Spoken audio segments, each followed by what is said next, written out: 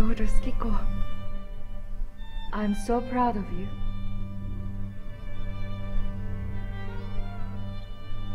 Okasan? Mother, I'm so nervous. What if I forget the dance? Or if I step on my kimono and fall off the stage? If you fall off the stage, I'm sure a strong and handsome man will hold you on his arm and rescue you. But do not worry. You'll do just fine.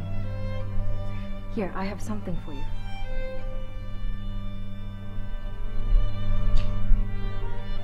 It's a very special gift from your Aunt Natsuko and me. It will bring you good luck.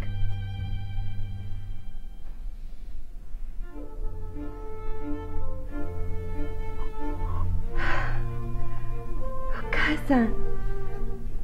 Mother, it's beautiful. I've never seen such a gorgeous thing like this before. Where did you buy it?